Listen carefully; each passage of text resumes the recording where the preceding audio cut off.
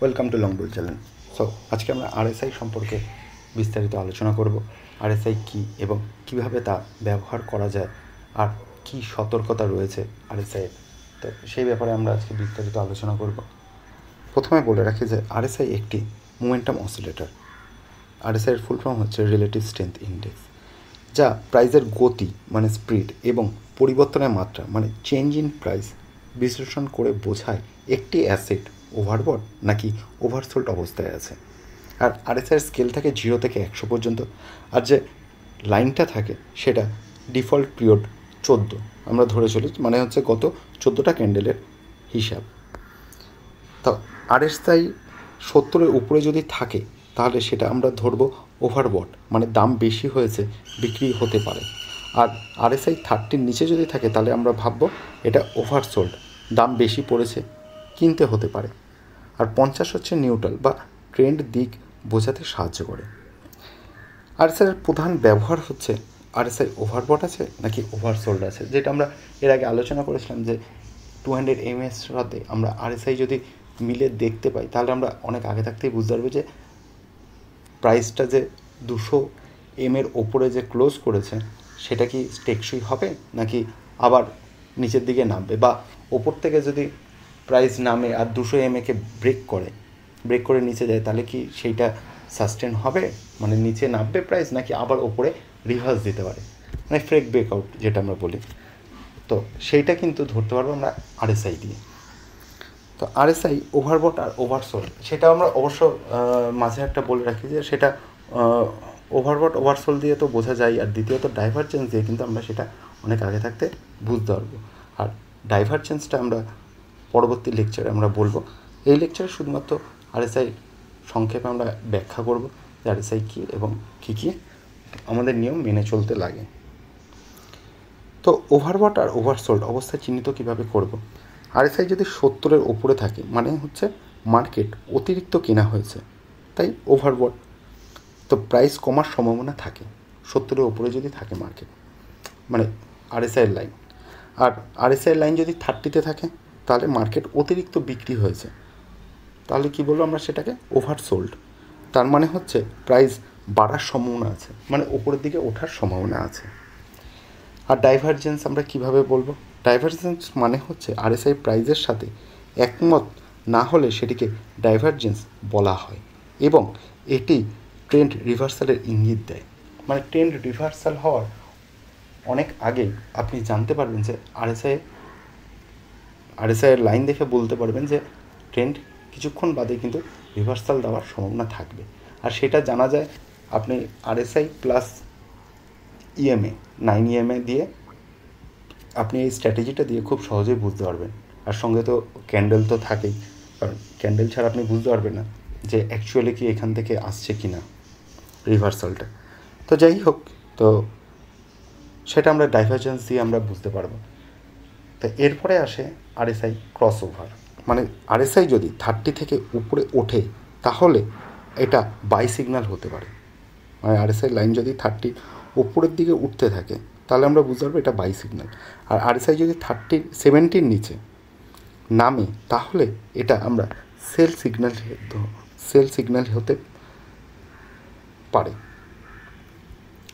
তো RSI trend line breakout মানে হচ্ছে আরএসআই চার্টের ট্রেন্ড লাইন তৈরি করে যদি ভাঙে, মানে একটা লাইন প্রাইস ওপরে উঠছে হায়ার হাই হায়ার লো করে, এবার আমরা নিচ থেকে একটা ট্রেন্ড লাইন দিলাম, এবার ট্রেন্ড লাইনটা যদি ব্রেক করে নিচের দিকে নামে, আর আরএসআই চার্টেও যদি আমরা যদি দেখি যে মোমেন্টাম শিফট হচ্ছে, মানে লাইন যদি নিচের দিকে নামতে থাকে 70-র ওপরে থেকে নিচের দিকে নামতে, তাহলে আমরা বুঝতে পারবো যে আরএসআই কিন্তু কার্যকর হচ্ছে।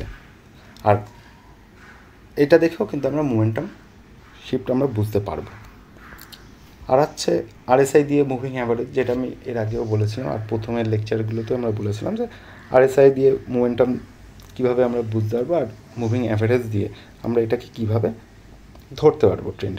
যেমন আরএসআই যদি 50-র উপরে থাকে, আরএসআই লাইন 50-র লেভেলের ওপরে যদি থাকে, আর প্রাইস যদি 200 SM-এর উপরে থাকে, এর আগের দিন বলছিলাম 200 SMA মানে হচ্ছে সিম্পল মুভিং অ্যাভারেজের ওপরে যদি প্রাইস থাকে, আর আরএসআই লাইন যদি 50 লেভেলের উপরে থাকে তাহলে আমরা কিন্তু সেটাকে শক্তিশালী বাই সিগন্যাল হিসাবে কিন্তু বুঝতে পারবো যে মার্কেট কিন্তু এখান থেকে একটা ওপরের দিকে ওঠার র্যালি করার চেষ্টা করছে।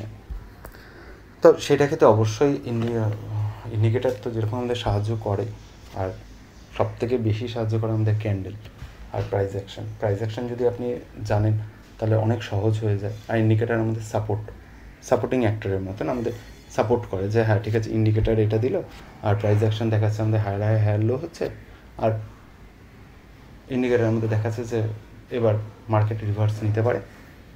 তো আর ক্যান্ডেল দিয়েও তো আমরা বুঝতে পারি যে মার্কেট রিভার্স নেওয়ার চেষ্টা করছে। তো সেই ক্ষেত্রে আরএসআই এর মুভিং অ্যাভারেজের কম্বিনেশনটা বললাম যে স্ট্র্যাটেজিটা কীভাবে এসে করা যায়। আর একটা হচ্ছে আরএসআই যদি সাপোর্ট লাইন আর রেজিস্ট্যান্স লাইনের সামনাসামনি থাকে, মানে হচ্ছে ওভারসোল্ড আরএসআই যদি কোনো সাপোর্ট লেভেলের সাথে মিলে যায়, মানে হাই প্রবাবিলিটি রিভার্সাল হওয়ার সম্ভাবনা আছে। মানে আরএসআই দেখছেন যে ওভারসোল্ডে রয়েছে আর নিচে যদি কোনো সাপোর্ট লেভেল থাকে, তাহলে আপনি বুঝতে পারবেন যে এখান থেকে কিন্তু মার্কেট রিভার্স নেওয়ার চান্স খুব বেশি। আর সেখানে দেখবেন সবসময় সাপোর্ট লাইনে বেশিরভাগ সময় হ্যামার হয়, ঠিক আছে, হ্যামার। আর যদি খুব কনফিউজ করে মার্কেট তাহলে কিন্তু হারামি প্যাটার্ন হয়, ঠিক আছে, বুলিশ হারামি। তো এই প্যাটার্নটা খুব দেখা যায়। যদি 15 মিনিটসের যদি হারামি ক্যান্ডেল হয়, তাহলে আপনি যদি 30 মিনিটে চলে যান তাহলে আপনি দেখতে পাবেন যে ওইখানে কিন্তু একটা হ্যামার ক্যান্ডেল হয়েছে, ঠিক আছে। তো এইগুলো কিছু ট্রিক্স রয়েছে মার্কেট বোঝার বা রিভার্সাল নেওয়ার। তো সেগুলো আমরা পরবর্তী লেকচারে আমরা চেষ্টা করব বলার। তো আরএসআইয়ের সীমাবদ্ধতা যদি আমরা নিয়ে আলোচনা করি তাহলে কিন্তু সাইডওয়ে মার্কেটে ভুল সিগন্যাল দিতে পারে। আরএসআই কিন্তু সাইডওয়ে মার্কেটে কিন্তু সাধারণত ভুল সিগন্যাল হয়। মানে হচ্ছে আরএসআই যদি 60 আর 40 ওপরের লেভেল যদি 60 আর 40-র মাঝে যদি থাকে, মানে 40 থেকে 50-তে উঠলো বা 60-তে টাচ করলো, আবার নিচে আসলো, আবার 40-তে এসে টাচ করে, তাহলে কিন্তু আমাদের বুঝতে লাগবে যে মার্কেট কিন্তু সাইডওয়ে রয়েছে। আর এই সাইডওয়ে মার্কেটে কিন্তু আপনি কিন্তু কোনো ডাইভারজেন্স সেরকম বুঝতেও পারবেন না, আর আপনি ট্রেডও কিন্তু সেই জায়গাটা বুঝতে পারবেন না, কারণ আরএসআই কিন্তু কোনো সিগন্যাল সেরকম দেবে না। তো আরএসআই সিদ্ধান্ত নিতে হলে শুধু ইন্ডিকেটার দিয়েই হবে না, যেটা এর আগেও বললাম যে ভলিউম, প্রাইস অ্যাকশন, ক্যান্ডেল, এগুলো সব মিলিয়ে কিন্তু আপনি বুঝতে পারবেন। তো আজকে এইটুকুই রইল, ঠিক আছে। এর পরের লেকচারে আমরা ডাইভারজেন্স নিয়ে কথা বলবো, যে আরএসআই ডাইভারজেন্স কীভাবে হয়, আর আরএসআই ডাইভারজেন্সে আমাদের কী কী ফলো আপ করতে লাগে। একটা হচ্ছে হিডেন ডাইভারজেন্স, একটা হচ্ছে ক্লাসিক ডাইভারজেন্স, এই দুটো নিয়ে আলোচনা করব, বিস্তারিত আলোচনা করব। আর আপনাদের যদি এই লেকচারে যদি কোনো কিছু জানার হয় তো অবশ্যই কমেন্ট সেকশানে জিজ্ঞাসা করবেন, আমি যতদূর পারবো আপনাদের আমি সাহায্য করার চেষ্টা করব। তো আজকের জন্য এইটুকুই, আবার নেক্সট লেকচারে দেখা হবে।